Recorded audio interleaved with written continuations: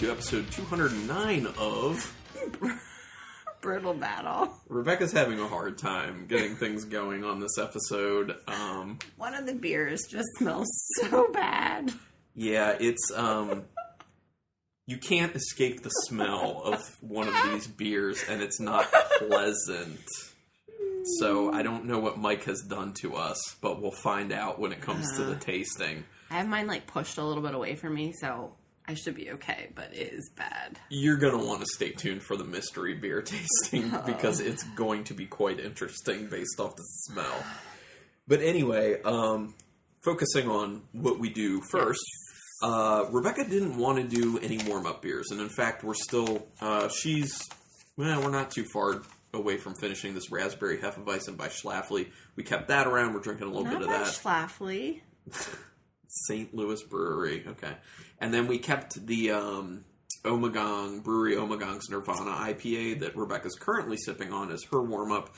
But I wanted my own warm-up beer. I was like, forget this. I want a warm-up beer. I'm going to do it. This is actually close to my birthday, so birthday boy, do what you want. And that's what I'm doing.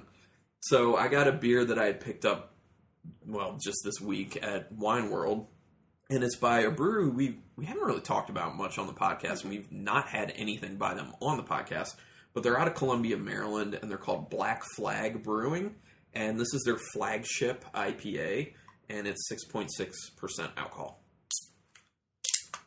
Just feeling like a nice IPA.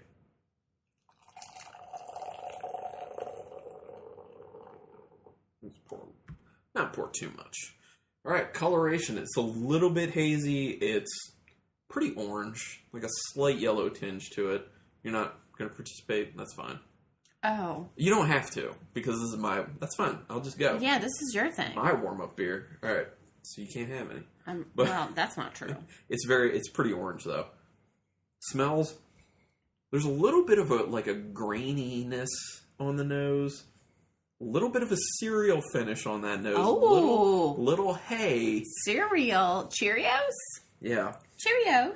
But there's also some citrus. It's coming off a little piney, too, though, which is funny because I remember having this beer when we visited Black Flag some time ago, and it was more just citrusy. There wasn't any sort of pine, but... I don't even know how you remember that. I remember beers. I remember we played Battleship while we were there. We did. That was cool. They had a lot of games there. I like that. And I lost. It happens. So the beer...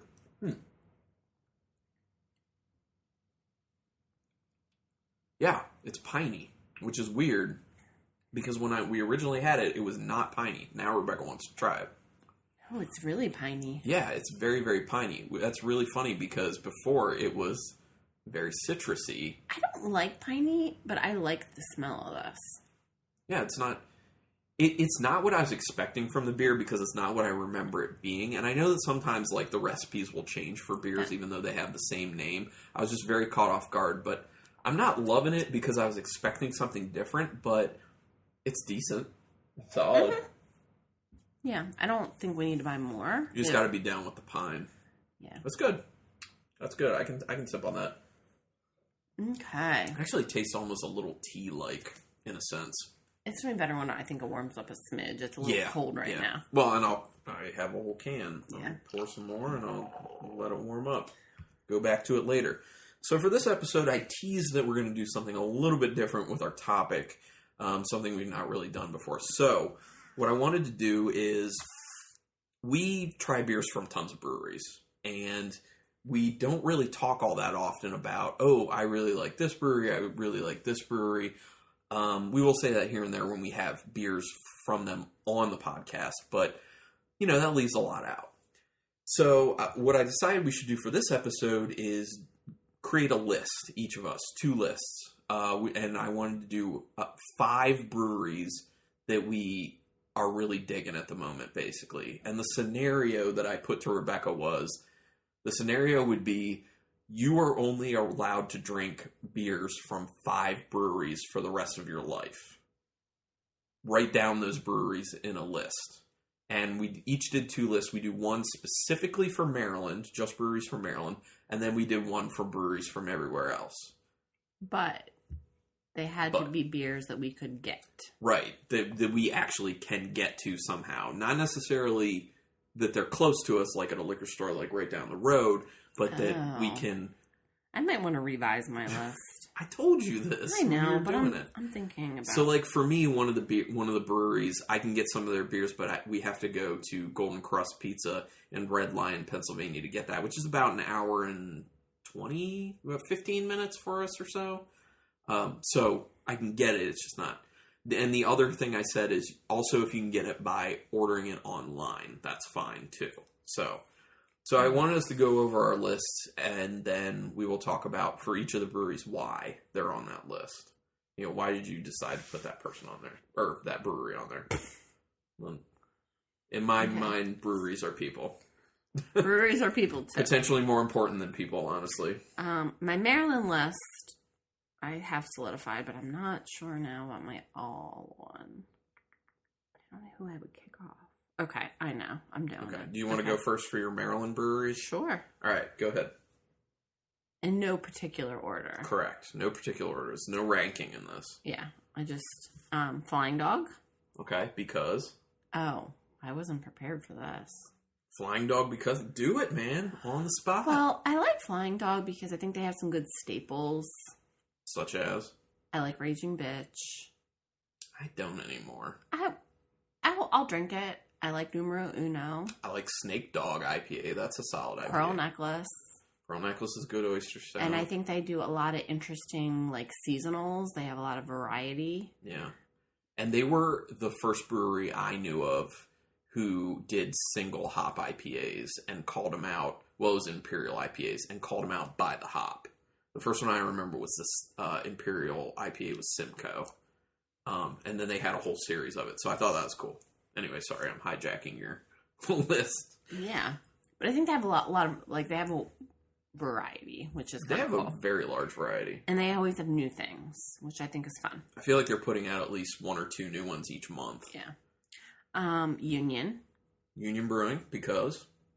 They just have good stuff. I love their Old Pro. Mm-hmm. Gose. I think they have some good hoppy beers. I have yet to find some of their darker beers that I really enjoy. They don't have a lot of dark beers. Yeah.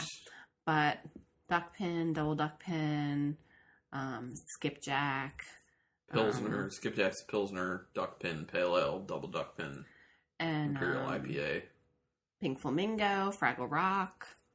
I'd say what these are. Oh, I don't. I'm going to say the Pink Flamingo was a something and ginger sour. And ginger? Grapefruit and ginger, correct. Grapefruit and ginger. And Fraggle Rock was strawberry rhubarb sour. Yeah, okay. But it's like Third Stone. You're forgetting apricot sour. Apricot sour, yeah. But they're not like too sour. Yeah, they have a decent amount of sourness, but it's not. Yeah. It doesn't take you to the brink. Yeah. Right. Then I have Burley Oak. Okay, because I think they have really good IPAs. Truth. Like 100. Mm-hmm. 100's a New England style Imperial IPA. And they've done a few different versions of it. Right. I can't think of anything else. I like their Cookies and Cream, which is a cream ale. Oh, yeah. Coffee cream ale. Coffee cream ale. Coffee and cream. That. Their Head Stash AF. That's okay. Another Head Stash AF. That's right. Another New Thank England you. style. But they have a lot of like hoppy stuff. What about their Dream series? Their Dreams, yes. Yeah, the sour beers with lactose and fruit added. Then I put Independent on there because it's local. It's local. It's very close to us. Mm-hmm. I think they have good variety. Yeah, I also like how all their beer is gluten free. Okay. And so it accommodates everyone. And it doesn't have a funny taste. Like, I feel like people think gluten-free beer, and they're like, that's going to be gross. Well, that's because he uses Clarex, a clarifying agent that takes the gluten out of the beer, as opposed to a lot of the gluten-free beers that you are talking about tasting weird, used sorghum in there, and the sorghum is what creates that weird flavor. Yeah. So, I like their beers, and then I struggled with my number 5 a little bit. Mm-hmm. It's like, what else? And I had to just go back to an oldie but goodie, I still think, is DuClaw. Okay, sure. Because I think I still like some of their like staples. I love their Sweet Baby Jesus. Mm-hmm. Chocolate peanut butter porter. There you go. And their Retribution. Bourbon barrel aged imperial stout is and really good. Many variants they have of it, amazing. Which are awesome. So I know like some of their other ones are just kind of like okay. And then a couple episodes ago we had their, well, I don't know what order you're putting these out in, but their pastry arky. Yeah, that will have come out. That episode came out. Which was point. Orange chocolate stout, Imperial stout. Yeah. Which was really, really good. So and it's, again, it was kind of started around here. You and I used to go there a lot for beer releases. So, like, it's a little nostalgic for me. So that's why I put that one on there. Yeah. Okay. So also, we did not share each other's lists ahead of time. No, this is the first time we're hearing them. But with the Maryland ones, I think we can guess for each other. Oh, really? Would you have guessed my list? I am not. I'm just not surprised. You know, okay. I probably could have guessed the majority of it. Really? I don't think I would have guessed that you would put Independent on the list. Okay. But Flying Dog makes sense. I know you're down with the Flying Dog. DuClaw, obviously. You thought I would have put DuClaw on there? Sure. Oh, okay. So here's my list. In no particular order. Union Brewing. I'm trying to cheat and look at his list. For a lot of the reasons Rebecca already said. They have a nice variety of beers, and they're all executed very well. I wasn't able to have the Fraggle Rock, but I did have the Third Stone, which I loved. I had the Pink Flamingo, which I also loved. Their Double Duck Pin is a awesome double IPA.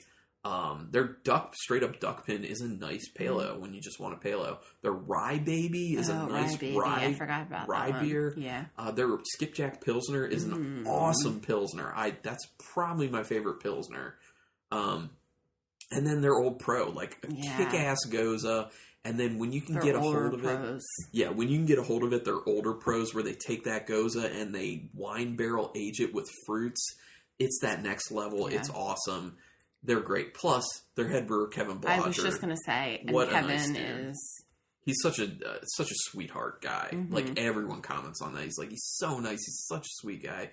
He's so awesome. Yeah. Okay, so Union. Burley Oak. Rebecca also had Burley Oak on there. For the same reason she was saying, I think their New England style IPAs are really, really good. We can't get a hold of all that many New England style IPAs, so to be able to get theirs. But also, like, their session IPA, their homegrown session IPA is a really nice session IPA. And then their Dreams, when you can get a hold of them, their Dreams are amazing. Those fruited lactose sours, kick ass. They're always doing all sorts of stuff. They had a really awesome Kolsch when we were at that place once. Just the tip was a nice Kolsch. They just do a lot of good stuff. I don't think I've had anything bad. So again, I'm just like sentimental. You did stand-up comedy there. I did, but that's not the reason I'm putting it on the list. Well, it helps. So my next one is Oliver Brewing. And I know people have heard me talk a decent amount in the past bunch of months about my switch on Oliver. I used to be not very big on them. Some of their beers, I was just like, not big. They got a new brewer. They started really changing things up. And now I'm really digging it. Their IPAs I like a lot. They're more of like a West Coast style IPA, and I really, really dig on that. They have a decent bitterness. They've done some good Imperial IPAs, like their Monolord Rust was really awesome. Really like that beer. What else have I had? We just had recently... What else? Did we have the other night one of them? No, we didn't. I bought one. I have their Chasing Rainbows, and they're whipped. Which, that's another thing. Their Nitro Series, their whipped, have been good beers. Been good. That mango and lactose IPA with Nitro was really good. And they're doing they did like a English mild. Like an old style ale, an English mild that was really tasty. Which one was that? It's called Old World. Did I have that? No, I actually had it. I was on a guest spot on the Thirsty Maryland podcast with host Mike.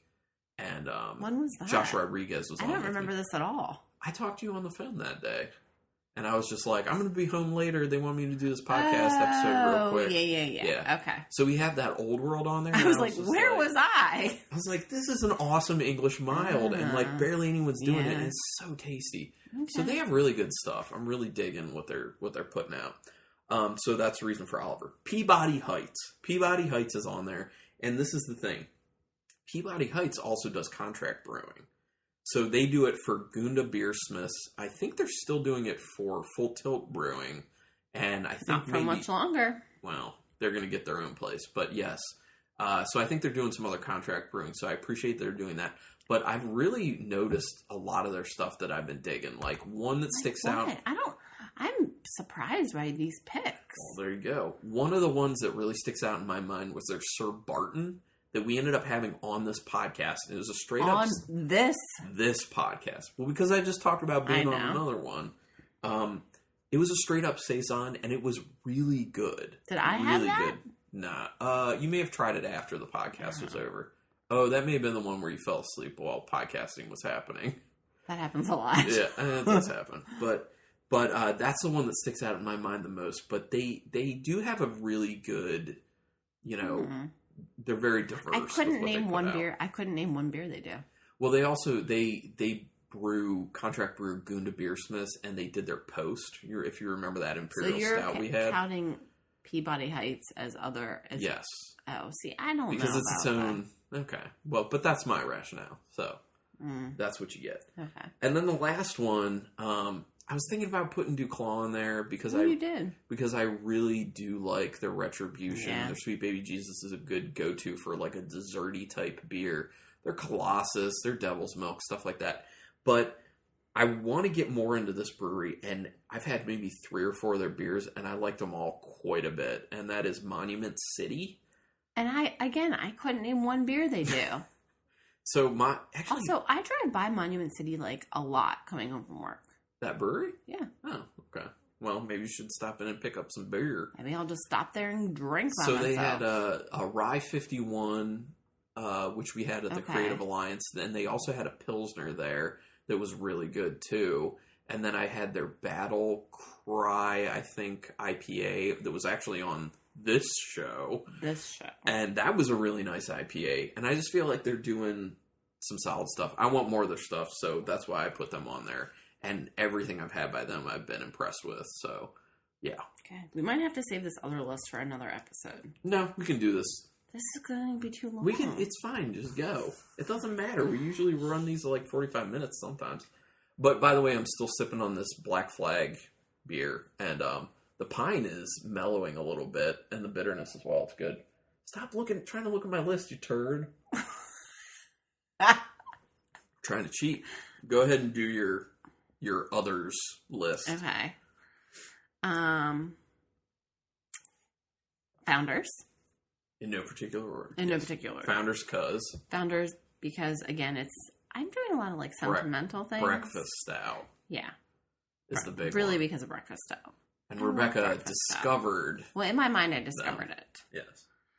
Because I went there. But also KBS. Which you have some in the fridge. I do have some in the fridge. Should bust that. Dogfish Head. Sure. Yeah.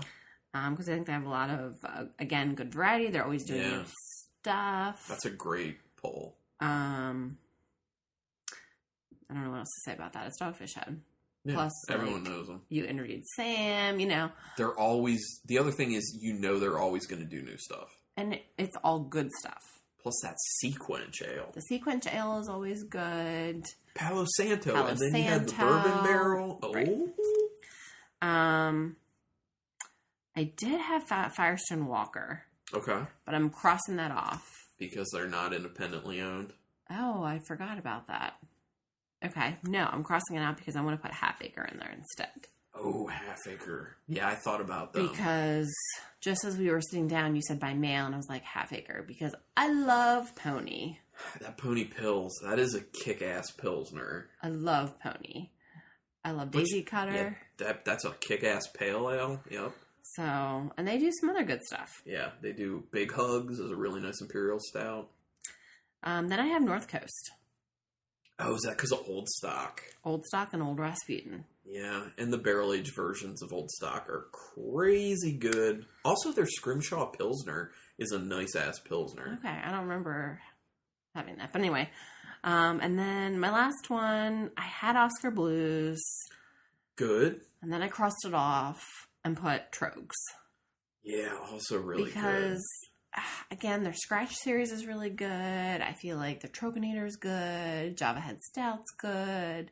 Dreamweaver, again, some of this is just sentimental. Yeah. You know, like, that was my gateway beer, Dreamweaver. They just have a lot of fresh cut. First cut, I think is what it is. You know, I just like their stuff. I actually thought about Trogs for my list, too. Oh. I think when you're looking at Oscar Blues versus Trogs, Oscar Blues, the big ones you have on that side are like 1050. Right. Well, that was... Barrel-aged 1050. Because I'm like, barrel-aged 1050 is so good. Death by Coconut. So good. Yeah, that's a kick-ass beer. So those are the main ones that stick Oh, out. But little then, yellow pills. Mama's Little Yellow Pills. Yeah. Solid. Well, when I think of Trogs, I think of Nugget Nectar. Right. You think of their barrel program is very good right now. Every sour I've had by them, it's not too sour. They mellow it out with, a lot of times they do some like bourbon barrel aging with it and stuff. And they've been doing some awesome stuff. So I think you did a good...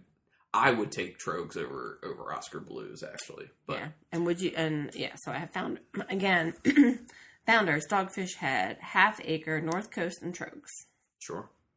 Founders is also not independently owned, though. So... You know, why don't you just rain on my parade a little bit more? I'm sorry. It's fine, though. Teach their own. So here's my list of them. 6 Point. 6 Point Brewing. Out of New York, I believe, actually. We don't talk about 6 Point all that much on the podcast, but their resin Imperial IPA has got to be one of my favorite Imperial IPAs. The flavor in that beer is so good. And it is syrupy, but it seems appropriate with the flavor, honestly. I think their Bengali Tiger is a nice IPA. I think their Crisp is a really nice... I think that's a Pilsner, I want to say. They have High Res, which is like their triple IPA. Their Low Res, which is a session IPA. And then just last night, before recording this, we had their Righteous Ale, which is a rye ale done with 3 different types of rye malt and then aged in bourbon and whiskey barrels and blended. Such a smooth beer. Nice rye character. A little bit of spice. Really, really awesome. Tons of barrel character. Kick-ass beer. Carlin gave it to me. And I took a sip. I'm like, oh, I like this. Well, how much do you like it? I'm like, well, what is it? Well, how much do you like it? Can you just tell me what it is? Yeah. I just feel like 6 Point has never let me down. Anytime I've had their beer, they've... okay, never mind. One time they let me down. I was going to say. Their Beast Mode Porter actually was not a fan of that. But other than that, they have a great track record. Really like their stuff. My next one is Stillwater. Stillwater Artisanal Ales. When it comes to Saisons / farmhouse ales, some of my favorites, to be honest. They do a crazy good job with that type of stuff. Hoppy ones, fruited ones, barrel-aged ones, main focus on Saisons, and that's why I put it on there. I picked my 5 to hit different types of beers, basically, so that if that's all I had, I could have a good variety. Okay. See, I picked mine on, like, breweries that have good variety. Yeah. So I was looking at the 5 as a whole to take care of what I wanted. So that's Stillwater. Almanac Beer Company is the next one. For sour beers? Well, I almost put Almanac on there for... I went through my Untapped to see which ones I rated as high. And I forget what I had on there by Almanac. But anyway, go ahead. They just do so many awesome sour beers. I love their sours. They have their Farmer's Reserve, the Farm to Barrel series, which Farm is to like Face? That's not that. That was Allagash. Oh, which Allagash would be a good pick too. But I just like Almanac. to say Farm to Face. Yes, you've said it before in the house, just randomly. Yeah, but Almanac they do sours really, really well, and I'm a fan, and they're just great. Then my next one's Pipeworks. Out of the Chicago That's a good area. They're one of the best pale ales I've ever had. Lizard King.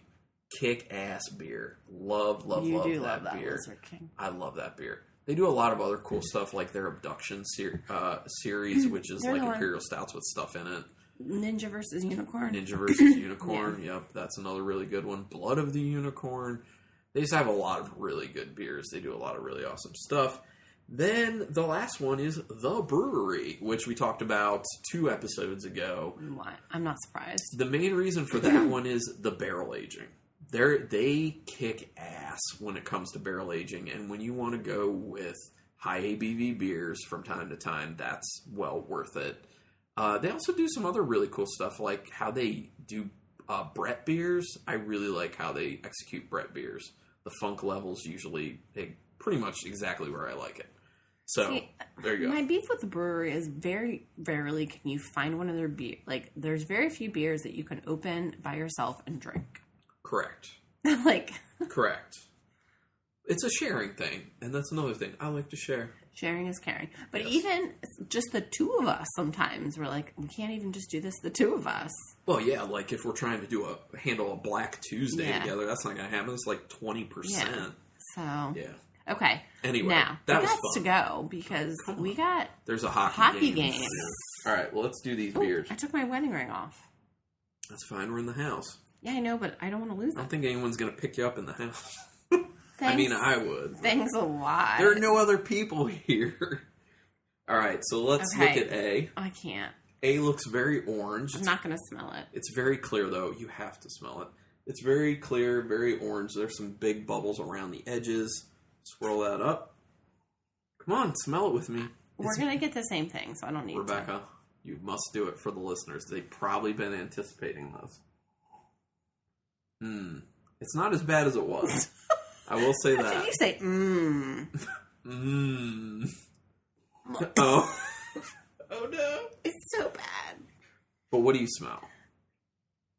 What do you smell? Skunk. Skunk. I mean, when Carlin first put this in front of me, I said it smells like a skunk asshole. So it smells like skunk, but I might be wrong. I feel like I smell some coffee under that skunk. I feel like dark roasted coffee under the skunkiness. Like if you pull back the skunk's tail and keep smelling, there's coffee beans in his butthole. Then, just as we were starting to record, Carlin farted, and I said, "I'd rather smell your fart than smell this beer." I told her that I was just trying to make it smell better in the room, which it would be an improvement. It's terrible. Like, I don't even want to drink it. Honestly, when I keep smelling it repeatedly, it gets less terrible because you get used to it, but it's still not good. But hear me out on this. There have been beers that I've smelled and they smell skunky, but they don't taste skunky. I know, it's just hard. Like, it's just hard to get past that smell. I smell coffee, though. I feel like I smell coffee, and maybe that's just something else going on in there, like the skunkiness playing with the malt, but I don't know. I mean, I smell coffee. I'm going to taste it. If I don't stick my nose directly into the glass, but I can still... It doesn't taste skunky to me. But it does taste weird. It tastes weird. Doesn't it? Tastes like pasta. Like pasta water? Yeah. Just like real starchy? Yeah. I see where you're getting that. What in the hell is this beer? What is this? It's kind of... It tastes so watery. Yeah. There's no flavor. Kind of, I'm getting maybe a little orange. Okay. Oh my god, I almost spilled it. You don't want to spill it out on the carpet. But you wouldn't get that smell out. I don't like it. I don't care what it is. Is there maybe a little tea note in there as well? There is a little bit of a roastiness I'm picking up on, some malt sweetness to go with it. I don't need to drink it again. Like, pretty well roasted malt. It's a 1. It's a 1 for me. Write it down. Yeah, that beer sucks, man. Like, who's... There's no redeeming factor. I'm sorry. Yeah, that's rough. I don't... I'm just putting a 1 on it as well. I feel bad for whoever made this because you really need to reevaluate your career. Now that I taste it again, there's like a little bit of like a pepper note coming through too. It's just no. I mean, this beer tastes like a train wreck though. Like it definitely, yeah. Nope. I'm going to give it the benefit of the doubt and say that, not with my rating, but just say that it's possible that this is skunked and it otherwise would not taste like this. So maybe, I don't know. I'm hoping. That would be the only reason. Like, well, let's go ahead and smell. Oh well, look at B. I almost jumped ahead. Pretty yellow, little and orangish. Clear. Yeah, clear again. All these have been pretty clear. This smells like watermelon. Yeah, that smells like straight watermelon. Actually, not straight up watermelon. No, there's something else. There's a little flowery note in there too. There's something else, but it's very watermelony. Yeah, that's the first thing that comes to mind when you smell it. You're just like, whoop, watermelon. Like artificial dum-dum lollipop. Sure. Yeah, I can what see it. is that? Definitely smells artificial. There's a little honey on the nose as well. It's like watermelon. It's like honeysuckle. Flowers. Okay. Yeah, because then I think you're getting the flower, the floral. I could see it. Yeah, it's definitely honeysuckle. It doesn't smell bad. No, I like it. Solid. I think it smells very inviting. What do you think of it? What the heck? It's sour. I'm like, it smells like light and floral and sweet and honey, and then you take a sip and you're like, what the hell? So I like it. To me, it tastes like a watermelon Jolly Rancher. Is what it tastes a lot like. It reminds me of the watermelon Gose by Terrapin Beer Company, but I don't get like a saltiness. No, I just get the sourness that was there with the watermelon flavor. What do you think of this? I like it. It's weird. I don't think I want to drink a lot of it. The watermelon's good. And then there's like a lot of, like a decent lemony sourness to it. And then the watermelon sits on top. There's something else in here, the smell. I just can't put my finger on it. Cheerios? No. There's some Cheerios in there? It's definitely not Cheerios. I don't know what you're trying to find. It's another fruit. Hibiscus. Flower. Oh no, you hit honeysuckle. Yeah. I'm down with that. Like it seems dumb to say, but like, because typically you'd be like, oh man, a watermelon sour. How's anyone who's into craft beer gonna really like that? But it's not. It's good. Yeah. I mean, for me, it's really just 2 notes.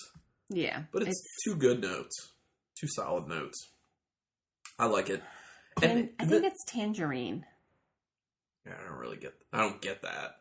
Either nose or flavor, but I'm saying that this is just 2 notes.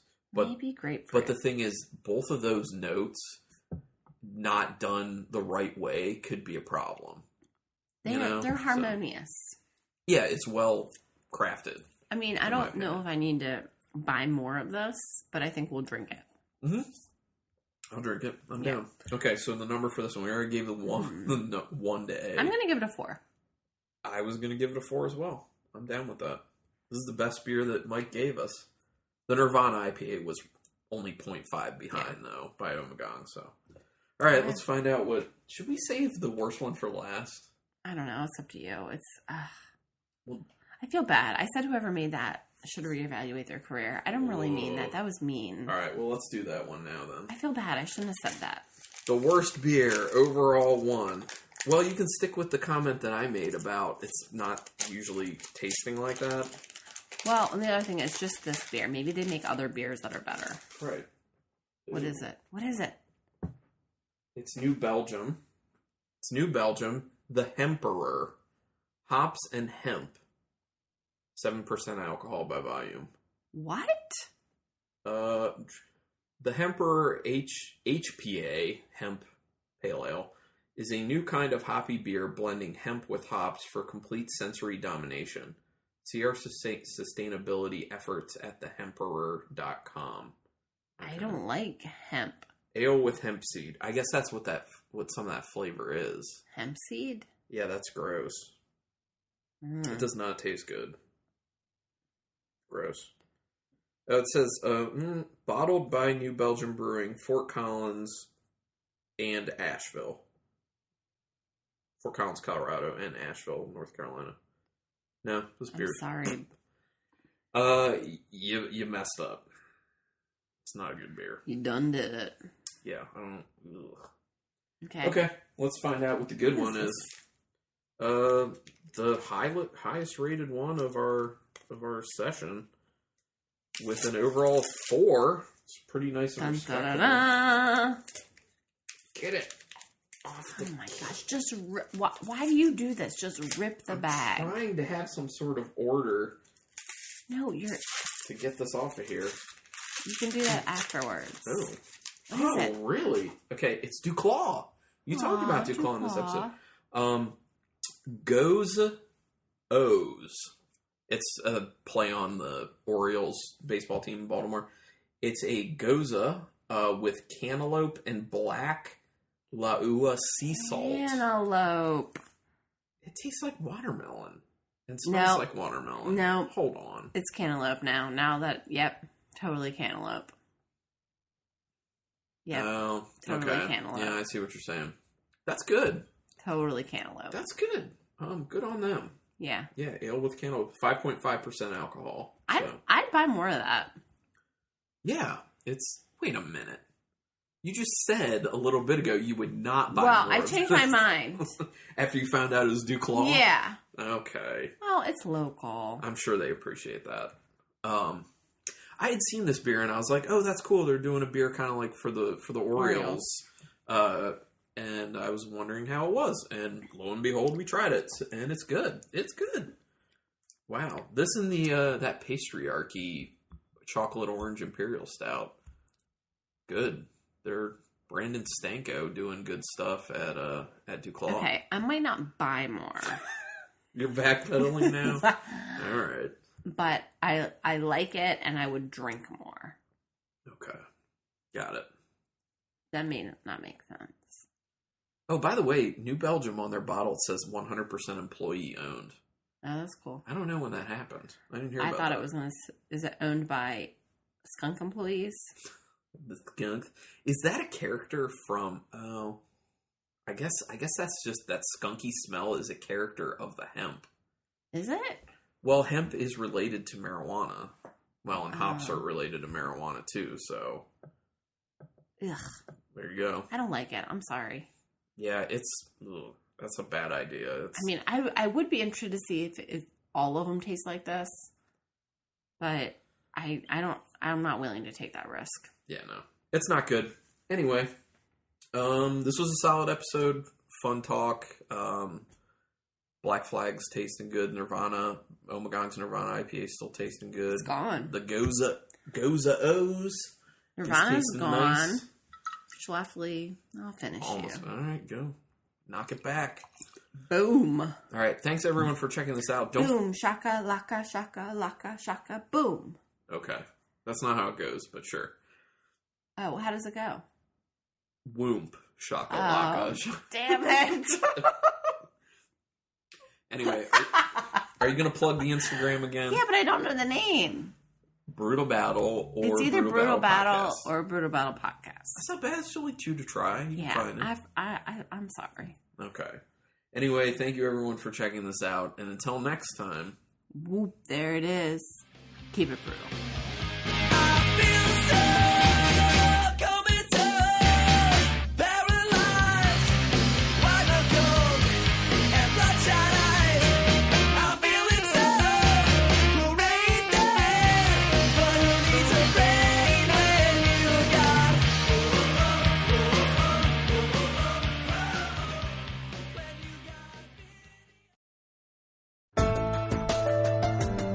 This has been a Nerd Circle podcast production.